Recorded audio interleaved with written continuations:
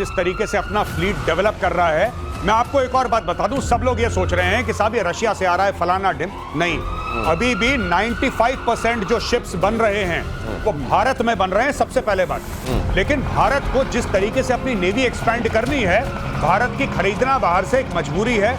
Top class का stealth frigate है, top class का।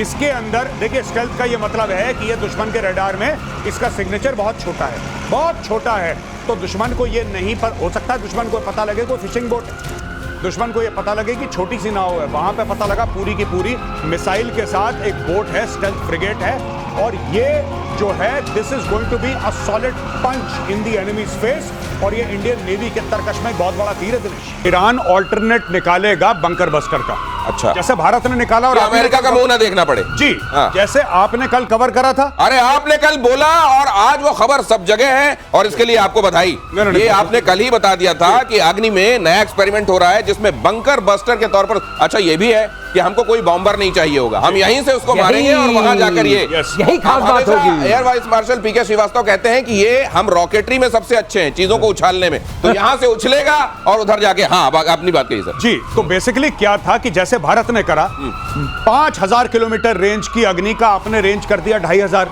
और आपने उसमें 7.5 टन उसके अंदर हाई एक्सप्लोजिव डाला। यह भारत से उड़ेगा, जमीन के नीचे पाकिस्तान में जाएगा और वहां पे कर देगा हर हर महादेव। ये खबर क्या हम यहाँ डाल सकते हैं? ये खबर पूरे तौर पर एक बार दिखा दीजिए इस खबर को यहाँ पहले डालिए और उसके बाद हम आगे चलेंगे। एयर मार्शल श्रीवास्तव कुछ कहना चाहते हैं, पहले ये खबर में दिखा दूं जरा अग्नि से रिलेटेड, ये डालिए खबर पहले प्लीज। अग्नि को रीइन्वेंट एक तरीके से किया जा रहा है, ये मिड रेंज टू समझ लीजिए इंटरकॉन्टिनेंटल बैलिस्टिक मिसाइल जैसा है, अमेरिका जैसा बंकर बस्टर समझ लीजिए। अग्नि 5 का 2 नया वर्जन डेवलप किया जा रहा है, 100 मीटर नीचे तक विध्वंस की क्षमता होगी इसमें, और ये खबर कल पहले ही प्रतिशोध में मेजर गौरव आर्य और एयर मार्शल श्रीवास्तव डिस्कस कर चुके हैं। सर आप प्लीज। मैं ये कह रहा हूँ कि इसने जो बताया वो तो बिल्कुल सही, उसके आगे ये इसमें टर्मिनल गाइडेंस में टीवी लगा हुआ है। ये क्या मतलब है? टीवी का मतलब यह है कि जब वो पहुंचेगा अंत में, टीवी मतलब हमारा वाला टीवी? हाँ, टीवी खुल जाएगा, वो जो पिक्चर आएगी, मान लीजिए अगली बार आप मरकज पर अटैक करना चाहते हैं, मतलब कैमरा लगा हुआ है, कैमरा लगा हुआ है। अब जब कैमरा देखेगा कि ये मरकज है कि नहीं, एडजस्ट करेगा, ये मरकज वाला गुंबज है, देख। अच्छा, ये एआई वाला जैसा कुछ होगा, एआई वाला पिक्चर पड़ी हुई है, आपने कहा इसी पर मारना है, लास्ट में वो खुल जाएगा कैमरा और देखेगा, मैच करेगा, जो है उसी पर मारेगा। ये अपने दर्शकों को समझा देता हूँ, जैसे आपने स्निफर डॉग देखा होगा ना, स्निफर डॉग को कुछ सुंघाया जाता है और वो महक कहां से आ रही है वहां दौड़ जाता है, उसी तरीके से इसको तस्वीर दिखा दी जाएगी, जाओ अब इसको नष्ट कर दो और वो हो जाएगा। मेजर गौरव आर्य, इसके लिए हमको बॉम्बर भी नहीं चाहिए, सबसे अच्छी बात तो ये कुछ नहीं चाहिए। और सबसे बड़ी बात मैं आपको दावे के साथ कह रहा हूं कि इजराइल यही काम कर रहा है। आज मैं आपको प्रेडिक्शन करके दे रहा हूं, इजराइल यही काम कर रहा है, क्योंकि इजराइल की सबसे बड़ी सीख, आपने पूछा क्या थी लड़ाई से, सबसे बड़ी यह सीख थी कि अमेरिका एक मूडी सुपर पावर है। अमेरिका का मन चाहा मिडनाइट हैमर करा, अगले दिन मूड करा सीज फायर। इजराइल का तो काम ही पूरा नहीं हुआ, इजराइल का काम पूरा नहीं हुआ। अब इजराइल यही काम करेगा जो भारत कर रहा है। इजराइल अपनी बैलिस्टिक मिसाइल्स को रिपर्पस करेगा कि वो नीचे जाएं जमीन के और 300 फुट जाके ईरान का काम तमाम करें, उनके न्यूक्लियर प्लेटफॉर्म्स का। अब दिनेश ऐसा, पाताल लोक में भी जगह नहीं बची। पहले पाताल लोक था ना, घुस जाते थे, नीचे नहीं मार पाओगे, अब वो खत्म मामला। 100 मीटर्स का मतलब 300 फुट। माय गॉड, 7,500 किलोग्राम बता रहे हैं ना, ये 3 गुना ज्यादा है जीबीयू। आज आप लोग बता रहे हैं, मुझको गाने की लाइनें याद आ रही हैं। अभी वो शायरी याद आई थी, अब देखिए आ रहा है, अजी हमसे बचकर कहाँ जाइएगा, हमें पाइएगा। धरती के नीचे भी वायुसेना एयर लोरा मिसाइल, जिसको हम कहते हैं लॉन्ग रेंज आर्टिलरी मिसाइल, खरीद सकती है। Long range artillery missile Israel से खरीदी जाएगी। मिसाइल की डील संभव है, डीप स्ट्राइक करने के मिशन के लिए ये बहुत जरूरी होती है। अब ये क्या होता है, एयर मार्शल श्रीवास्तव आपको और अच्छे से समझाएंगे। ये देखिए आर्टिलरी क्या बोल रहे हैं, है मिसाइल। हमें खुद ही समझ में आ रहा है आर्टिलरी क्यों बोल रहे हैं। ये क्यों किया गया? उसका एक कारण है, अगर आप MTCR वाले नहीं हैं, MTCR मतलब मिसाइल टेक्नोलॉजी कंट्रोल रेजिम में आपने साइन नहीं किया है। अच्छा, तो आप बनाइए मिसाइल का ये आर्टिलरी मैं बेच सकता हूँ, सामान कुछ लेबल कुछ, तो ये इसके अंदर मारक क्षमता बहुत ज्यादा है। जैसे आप वो देखते हैं ना सोडा का विज्ञापन, सोडा वाला विज्ञापन एक्चुअली किसका विज्ञापन होता है आपको मालूम होता है। इसी तरीके से यहाँ नाम बदल गया है कि भाई हम तो बना ही नहीं रहे मिसाइल, हम तो आर्टिलरी बना रहे हैं। बहुत अच्छी बात है। 450 किलो है इसके अंदर। अच्छा, वो जो मारक वाली ये चीज कहते हैं 400-500 किलोमीटर तक जाके मार देती। Air to air, air to air, अच्छा, एयर टू ग्राउंड जाएगी। अच्छा, ग्राउंड जाएगी क्योंकि बहुत, मैंने आपको बताया था ना, इंटरसेप्टर मिसाइल जो जाती है इंटरसेप्ट करने के लिए, उसमें जरा एक्सप्लोजिव कम होता है। अच्छा, 10 किलो 20 किलो, और जो नीचे मारती है उसमें 400 किलो 500 किलो, अच्छा, 1000 किलो, जैसे ये वाली जीबीयू, वो समझ लीजिए कि वो जैसे 3 से 3 टकराता है जो नष्ट करता है ना इंटरसेप्टर वाली, वो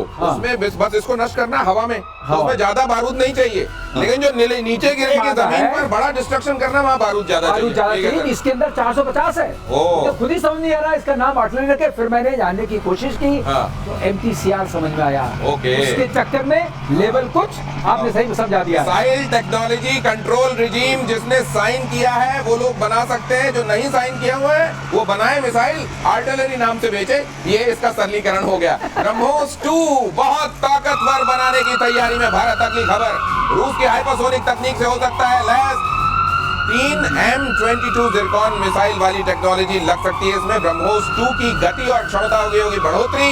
भारत रूस मिलकर बना रहे हैं क्रूज मिसाइल ब्रह्मोस 2। अब ये क्या है मेजर गौरव, ये तो मैं एयर मार्शल श्रीवास्तव से जानूंगा, लेकिन अब ये जिरकॉन वाला जो दहशत है वो इसमें हुआ करेगी जी। तो अभी ब्रह्मोस का ये चक्कर है कि जो ब्रह्मोस एरोस्पेस कंपनी है वो कह रही है कि एक इसकी मारक क्षमता और होनी चाहिए। अच्छा। यानी कि अगर 300 किलोमीटर तक मार रही है तो 800-900 तक मारेगी। दूसरी चीज ये हल्की होनी चाहिए। तीसरी चीज इसकी गति जो है, अभी जो 3 टाइम्स स्पीड ऑफ साउंड है वो 7 टाइम्स 8 टाइम्स स्पीड, यानी कि ये मिसाइल बिल्कुल शेषनाग आप समझ लीजिए। एक बार गया तो गया। अच्छा, nobody has any answer। देखिए ना, मैंने वही बात बोली थी, जब पाकिस्तान को पता था कि ब्रह्मोस फायर है। ऐसी बात नहीं कि पाकिस्तान को पता नहीं लगा, पर पता लगने के बाद वो ऐसे देख रहे थे जैसे आप लोग हमारा प्रोग्राम प्रतिशोध देख रहे हैं। देख रहे थे बस पाकिस्तान ये आ रहा है, अच्छा आ गया, वेरी गुड, ये चक्कर है। तो पाकिस्तान देख रहा था, अब पाकिस्तान और तेजी से देखेगा। लेकिन ये जो बनेगा खतरनाक, और ब्रह्मोस को 4 सुखोई के ऊपर टंगेंगे। अभी एक टंगता है 1 सिंगल, अब ये 4 टंगेंगे सुखोई के नीचे और फिर इससे मारा जाएगा। एक चीज और बता दें, बहुत जानने वाली थी, आखिरकार हम इंडिजिनस कैसे बनाएंगे। हम पहले ये रैम जेट, एक बार हमने कहा था रैम और स्क्रैम, ये सुपर कंबस्टिव रैम है। उसका रैम का फायदा होता है कि इंजन के तो कोई वो नहीं है, टरबाइन वगैरह नहीं, तो हल्का होता है। ये हाइपरसोनिक स्पीड देता है, ये हमारी अपनी क्षमता है DRDO की। अब ये मार पड़ेगी, पहले से ज्यादा पड़ेगी और पहले से तेजी से पड़ेगी, ये समझ लीजिए। और दुनिया में हाइपरसोनिक मिसाइल बनाने की होड़ चल रही है। चीन बना रहा है PL-17 और PL-21 air to air missile. चीन को काउंटर करने के लिए अमेरिका ने AIM-260 पर काम शुरू कर दिया है और भारत ने रूसी R-37 मिसाइल पर दांव लगाया है। अनुराग श्रीवास्तव, मतलब समझाइए जल्दी से इसका। तीनों ही एक ही रेंज के हैं और उसमें ज्यादा स्पीड R-37 की है। अच्छा, इसका मैक हायर है। अच्छा, और रेंज इसकी वही 300-350 किलोमीटर के आसपास तीनों की है। ओके। तो मारक क्षमता में और जो पेलोड कैरी करेंगे तीनों मोर और लेस बराबर हैं, क्योंकि एक दूसरे को देख के बनाए गए हैं। R-37 जल्दी पहुंचेगी, इसलिए आप समझ सकते हैं हमने क्यों दांव लगाया उस पे। हमने जो इधर दांव लगाया, पाकिस्तान किस पे दांव लगा रहा है वो भी देख लीजिए। लगातार दांव लगा रहा है। ये मिसाइल का वंदे भारत है। अच्छा, ये वाला मिसाइल का वंदे भारत, बिल्कुल समय से 2 मिनट पहले। अब जरा अगली खबर देख लीजिए। दांव लगाने की बात हो रही है, भारत रशियन मिसाइल पर दांव R-37 पर लगा रहा है। अगली खबर देखिए, पाकिस्तान किस पर दांव लगा रहा है। जेल में बंद आतंकी हाफिज सईद कर रहा है रैलियां। मेजर गौरव आर्य आपको हर दिन प्रतिशोध में बताते हैं कि जिसको जेल में होना चाहिए वो दंदनाते हुए पाकिस्तान में जगह जगह घूम रहा है। बेटे तलहा पर के कंधे का सहारा लेता हुआ दिखाई दिया हाफिज। तस्वीर में लश्कर कमांडर सैफुल्लाह कसूरी के साथ दिखाई दे रहा है, लेकिन बेहद बीमार नजर आ रहा है हाफिज। लेकिन उसने अगली पीढ़ी तैयार कर दी है आतंकवादियों की। ये देखिए, हाफिज सईद अपने बेटे तलहा के साथ, कसूरी भी दिखाई दे रहा है, लेकिन इसमें हाफिज सईद बीमार बहुत दिखाई दे रहा है। लेकिन साहब, जिसको या तो दुनिया में नहीं होना चाहिए, सीखों के पीछे होना चाहिए, पाकिस्तान उसको जगह जगह घुमा रहा है, पर्यटन करा रहा है जी। और पाकिस्तान खुला करवा रहा है। मैं आपको बता रहा हूँ, पाकिस्तान में बहुत बड़ा हीरो है ये। कई भारतवासी इस मामले से बड़े कंफ्यूज हैं कि साहब वो तो आतंकवादी है, पाकिस्तान उसको क्यों हीरो। ओ भाई, हीरो है उनके लिए हीरो है, उनके लिए बहुत बड़ा आदमी है। उनके लिए ऐसा है कि आसमान से कोई फरिश्ता उतर के आया है। हाफिज सईद बहुत बड़ा आदमी है भाई पाकिस्तान के लिए। और मैं एक और बात कहता हूं, जो इंडिया में जिसकी भी रिस्पॉन्सिबिलिटी है या नहीं भी है, एक बात मैं क्लियर कट बताना चाहता हूं, हाफिज सईद बीमार है। अगर हाफिज सईद किसी अस्पताल में मर गया तो हमारा बहुत बड़ा नुकसान है। इस आदमी ने भारत में इतना खून बहाया है, इतने लोगों के घर बर्बाद करे हैं, ये चैन की मौत नहीं मरना चाहिए हाफिज सईद। हाफिज सईद चैन की मौत ना मरे, बहुत बड़ा हमारे लिए लॉस हो जाएगा अगर इस चैन की मौत मरता है हाफिज सईद और ताला सईद, राइट। और वो मसूरी जो भी है, जो भी उसका नाम है, जो कसूरी मसूरी जो भी है, ये सबको ये दहशत होनी चाहिए कि कभी भी अननोन गनमैन आ सकते हैं और तुम्हें ठोक सकते हैं। ये चैन की नींद है, ये खुलेआम दंदना रहा है यहाँ पे 26/11 करने वाला, 26/11 करने वाला। इसके नाम की 2 सुपारी मैं तो कह रहा हूँ पाकिस्तान के अंदर बोलो, जो हाफिज सईद को काटेगा, जो हाफिज सईद का सर लेकर आएगा, 500 करोड़ रुपए, भारत की सिटीजनशिप, पूरा परिवार के साथ दिल्ली में आओ, जिंदगी भर तक तुम्हारा खर्चा और 500 करोड़ रुपए तुम्हें दिए। मैं बता रहा हूं पाकिस्तानी ऐसा दौड़ा दौड़ा के मारेंगे। पाकिस्तान में ना हथियार की कमी है, ना पाकिस्तान में पागलों की कमी है। एक बार भारत सरकार अनाउंस करते, अमेरिका करती है, ओसामा बिन लादेन के लिए करा था ना $25 मिलियन, आप कर दो 500 करोड़, क्या है आपके लिए, कर दो 500 करोड़। गौरव बिल्कुल सही बोल रहे, रिवॉर्ड फॉर जस्टिस उनका वेबसाइट है, उसमें सबके नाम लिखे हैं और सबका रिवॉर्ड लिखा हुआ है। वो रिवॉर्ड है, रिवॉर्ड फॉर जस्टिस। मगर मैं गौरव, जो आपने कहा उसको मैं सरलीकरण करूं, अब मैं सरलीकरण करता हूं कि नया दूल्हा तैयार हुआ है, बाजा बजाने का टाइम आ गया है। ये नया दूल्हा, जो ये दूल्हा बहुत पुराना है, नहीं, और नहीं, दूल्हे को बीच ताला, ताला नहीं, लेकिन इसको बीच में जेल दिखाने भी ले जाते हैं। क्या ये सही साहब, दुनिया भर में कहा हुआ हमने, तो आइए आज जरा जेल भी टहल लीजिए, थोड़ा वहां की कुछ पिक्चर्स भी हम बाहर कर देंगे। बिल्कुल साहब, ये मैं बता रहा हूँ, इसका कहीं आते जाते बाहर कहीं आता होगा। ये हाफिज सईद अपने घर से निकलता है, पब्लिक रैली अटेंड करता है। हाफिज सईद को मारना कितना मुश्किल है, मुझे आज तक समझ में नहीं आया, कितना मुश्किल होगा। खुद थोड़ा मारना है आपको, पाकिस्तानियों को बोलना है। पाकिस्तानी वो कौम है जहां पे पाकिस्तानी एयरफोर्स वालों ने, पाकिस्तान के एयरफोर्स वालों ने परवेज मुशर्रफ की हत्या की साजिश करी और एक्चुअली अटेम्प्ट करा अपने आर्मी चीफ, अपने प्रेसिडेंट को मारना। ये पाकिस्तानी एयरफोर्स के कारनामे हैं भाई। क्या बात कर, पाकिस्तान में हर चीज पॉसिबल है। आपको पता है कुछ समय पहले, आज से 7-8 साल पहले, जब इनका बहुत बड़ा एक ऑपरेशन चला था पाकिस्तान में, तब ये डिस्कवर हुआ था पाकिस्तान के अंदर कि एक सुसाइड बॉम्बिंग का स्कूल खोला है पाकिस्तानियों ने, और वहां पे सुसाइड बॉम्बर किराए पे मिलते हैं। आप 5 लाख रुपए दीजिए, एक सुसाइड बॉम्बर को ले जाइए। ये पाकिस्तान में होता है यार। लेकिन दूसरी बार किराए में कैसे लेगा कोई इसको, अगर वो सुसाइड बॉम्बर है? वो कह रहा था किराए पे, वो एक्चुअली 1 वे टिकट है, एक बार आपने कर दिया तो फिर उसका थैंक यू। मिसाइल टाइप है, अच्छा, एक बार गई तो बस हायर किया जा सकता है, उसके बाद अगला उसी तरह का तैयार मिलेगा आपको। वहां पर हर चीज का प्राइस टैग है, प्राइस नहीं, किराया टैग। वो किराया दीजिए और इस्तेमाल कीजिए। ये आतंकवाद अब और पनपने मत दीजिए। ये कह रहे हैं मेजर गौरव आर्य। और चीन पाकिस्तान पर स्पेस से निगाह रखेगा। भारत 2029 तक 52 स्पेशल डिफेंस सैटेलाइट भेजे जाएंगे। आर्टिफिशियल इंटेलिजेंस बेस्ड होंगे सैटेलाइट। अंतरिक्ष में भारत की आंख बनेंगे ये सैटेलाइट। यही वो सैटेलाइट हैं जो दुश्मन के ऊपर आपको एक तरीके से एज देते हैं। और क्या मायने हैं इसके, पीके श्रीवास्तव सर? ये तो बहुत जरूरी था। इसका माने ये कि अभी हमारे पास जो सैटेलाइट्स हैं उनका एक वो 6 चक्कर 4 चक्कर लगाते हैं तो 6 घंटे या 4 घंटे में आपको उस जगह की विजिबिलिटी मिलती है। हाँ। इनके आने से क्या होगा, आप कंटिन्यूअस विजिबिलिटी मिलेगी। अच्छा, ये लगातार आपको 24/7 बिकॉज अब 52 हो गए तो आप कोई ना कोई सैटेलाइट देख रहा होगा, फिर हम वो सिंथेटिक पिक्चर बना सकते हैं, हमें पता चलेगा क्या मूवमेंट हो रहा है, आप जो वो बताते हैं आकाश तीर और IACCS, उसको बहुत मदद मिलेगी। आपको कंप्लीट पिक्चर हमेशा रहेगी, जिसको हम ऑर्डर ऑफ बैटल बोलते हैं। मतलब कहां पर टैंक हैं, कहां पर ट्रूप्स हैं, कहां पर मिसाइल्स हैं, कहां पर कारखानों में क्या हो रहा है और कहां पर इस तरह के ट्रक जा रहे हैं ढूंढने के लिए कि उसके नीचे हुआ क्या है। तो ये सैटेलाइट एक तरीके से लगातार आपकी आंखों के तौर पर आपके दुश्मन के ऊपर देख रही होंगी और आपको ये पता चल रहा होगा वहां हरकतें क्या हो रही हैं और हमको तैयारियां क्या करनी है। अगली खबर आपको दिखाता हूं। तुर्की के लिए गले की फांस बन गया S-400। 2017 में रूस से तुर्की ने खरीदा था S-400 की वजह से F-35 प्रोग्राम से तुर्की बाहर। अब S-400 को बेचना चाह रहा है तुर्की के S-400 पर पाकिस्तान की नजर। पाकिस्तान सोच रहा है ये सेकंड हैंड मुझको मिल जाए S-400। लेकिन कहा यह जा रहा है कि S-400 तुर्की ले तो गया था, पाकिस्तान के अंदर यह भी चल रहा है कि उसकी पन्नी भी नहीं उतरी है अभी।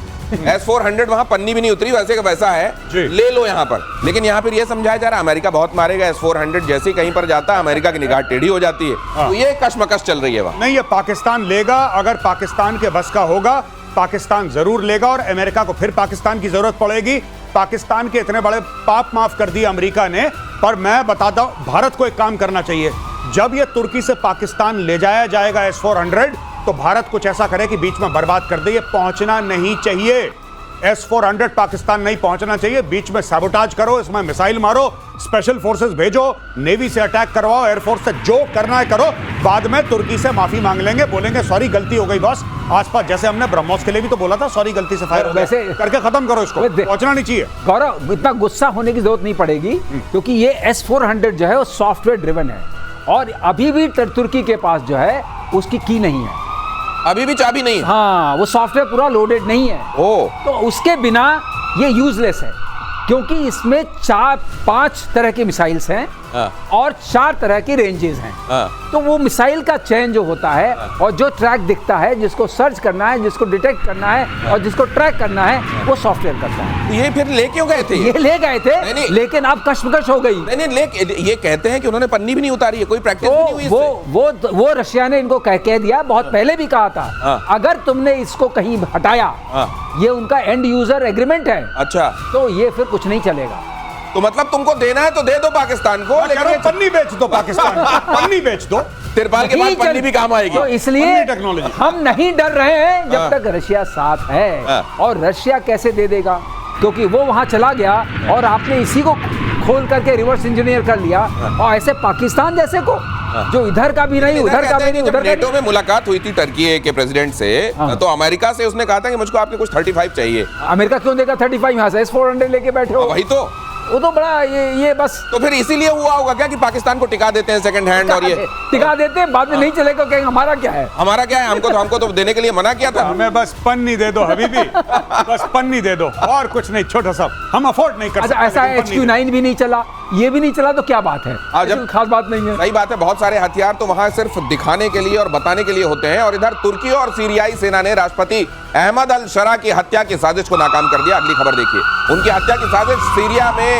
चल रही थी। यहाँ पर सीरिया में सक्रिय ISIS ने उनकी हत्या की साजिश की थी। अहमद अल शरा पहले अलकायदा और इस्लामिक स्टेट के सहयोगी समूह के नेता थे, लेकिन बाद में उन्होंने बशर अल असद की सत्ता के खिलाफ विद्रोह का नेतृत्व किया। लेबनानी आउटलेट LBCI की रिपोर्ट के मुताबिक सीरियाई सेना और तुर्की खुफिया एजेंसियों ने सीरियाई राष्ट्रपति अहमद अल शरा की हत्या के प्रयास को, इसमें कुल मिलाकर हमारे भारत के ऑडियंस को समझने वाली एक बात है कि अगर आप ये सोचते हैं कि मुस्लिम वर्ल्ड आपस में एकजुट है, तो यह खबर उसकी सच्चाई बताने वाली। गौरव बताएंगे। सबसे बड़ी बात यह है कि ये क्यों हुआ है, क्योंकि 72 घंटे पहले डोनाल्ड ट्रंप ने बोला कि सीरिया के ऊपर से मैं सारे सैंक्शन हटा रहा हूं। उन्होंने साइन कर दिया, वहां पे इस्लामिक स्टेट एक्टिव हो गया, पहली बात। दूसरी चीज ये है कि सीरिया बहुत इंपॉर्टेंट है, क्योंकि जितने भी हथियार हिजबुल्लाह और हमास के लिए आते थे, सीरिया के थ्रू आते थे। और नंबर 3, सीरिया के बाद क्या है भाइयों? इराक के बाद क्या है? अभी भी ईरान। अगर आप ज्योग्राफी देखें आपको सब समझ में आ जाएगा, इट्स वेरी सिंपल। तो इसका मायना क्या है वो भी आप समझ रहे हैं, इशारों में बहुत कुछ और एक्सप्लिसिटली बहुत कुछ। पुराने दुश्मनों से रिश्ते सुधारने में जुटा हुआ है इजराइल। सीरिया और लेबनान के साथ रिश्ते सामान्य करने की पहल। इजरायली विदेश मंत्री गिदोन सार ने कहा दोनों देशों से औपचारिक राजनयिक रिश्ता कायम हो। गोलन हाइट्स को लेकर कोई समझौता नहीं। इजराइल ने कहा गोलन हाइट्स एक विवादित क्षेत्र जिस पर इजराइल का कब्जा है और सीरिया उस पर अपना दावा करता रहा है। सीरिया और लेबनान दोनों को ईरान समर्थक देश माना जाता है। अब सबसे बड़ी बात यह है श्रीवास्तव सर कि पहले किसी को मारो जबरदस्त और उसके बाद कहो I want to be friends with you. और जिसको पड़ी होती है, मुझको लगता है इनको ये समझ में आ गया है कि इजराइल जो है मारता बहुत है। लेबनान को तो समझ में आ ही गया है, सीरिया बहुत मारता ये अब जब हाथ बढ़ाए तो हो सकता है थामा जाएगा। We are friends. सीरिया ने इजराइल ने क्या किया था, ऐसे ही सत्ता पल्टी, जैसे ही सत्ता पलटी, अगर इसको भी आप समझा सकें, जिसका भी जैसा आपने बताया, उन्होंने मैं गोलन हाइट्स जा चुका हूं। अच्छा, कई बार। ओके। तो जैसे सत्ता पलटी, उन्होंने आसपास पूरा कब्जा कर लिया। अच्छा, सारा हटा दिया, सारा नेस्तनाबूद कर दिया। ये साइड तो सीरिया में before he could become president, जो सीरियन रेबल से, और लेबनान में उधर का मामला पर क्लोज कीजिए। तो मैं ये जानना चाह रहा हूं सर, ये बात का हिस्सा उन्होंने साफ कर रखा है। अच्छा। और यहाँ का हिस्सा भी साफ कर रखा है। ओके। अब कहाँ हाथ में ला लो, क्योंकि उन्होंने अपनी बफर क्रिएट कर ली है। अच्छा, बफर क्रिएट करने के बाद का हमारा काम हो गया, अब चलो दोस्त हो जाते। और गोलन हाइट्स हैं जो ऊंचाई पर है, दिखता सारा है, वहां पर सारे रेडार्स वगैरह रखा है, और इधर साफ कर दिया, इधर साफ कर दिया। अब ठीक है, अब हम आश्वस्त हैं, आइए मिलते हैं। नहीं तो इस बात से उनको प्लीज, इसमें ईरान और खास तौर से वो मुल्क जो ये कहते रहे कि देखिए कम से कम जो इस्लाम को मानने वाले मुल्क हैं उनको तो सपोर्ट नहीं करना चाहिए इजराइल को, तो इससे बड़ी तकलीफ होगी उन्हें। देखिए उम्मा सब चूरन है, ये इसकी कोई वैल्यू नहीं है फालतू में। ये देखिए ये गोलान हाइट्स है, यहाँ पे डमास्कस है जो कैपिटल है सीरिया की, दमिश्क। इजरायली जो ब्रिगेड है गोलान ब्रिगेड, वो 25 किलोमीटर दूर पहुंच गई थी दमिश्क के, 25 किलोमीटर दूर पहुंच गई। सामने दिख रहा है उसको दूरबीन से दमिश्क। अहमद अल शरा जो कि इस्लामिक स्टेट, जो कि अलकायदा का एफिलिएट, जो कि फलाना, जो कि धमाका, जो अभी प्रेसिडेंट है, उसने एक पिस्तौल की गोली नहीं चलाई इजराइल की ओर। इतना ज्यादा कंट्रोल है। और ये जो यहाँ पे इलाका है गोलान हाइट्स का, यहाँ पे यूनाइटेड नेशंस की फोर्सेस हैं अच्छा। आज की तारीख में, और उसमें इंडियन आर्मी का भी कंटिजेंट है गोलान हाइट्स में। मैं आपको इसलिए बता रहा हूँ, ये नीचे पहुंच गए बिल्कुल, और 25 किलोमीटर दूर पहुंच गए थे कि सामने दमिश्क दिख रहा है और यहाँ पे बैठे हैं। और अहमद अल शरा ने इजरायली, और जब उससे पूछा कि इजराइल आपका दुश्मन है, इजराइल तो आलम इस्लाम का दुश्मन है, तो उसने बोला नहीं, इजराइल दुश्मन नहीं है, दुश्मन हिजबुल्लाह है। और यहाँ से आप जाइए और खड़े होइए, आपको पूरा सीरिया दिखता है। अच्छा, पूरा इधर दिखता है, तो पूरी नजर है।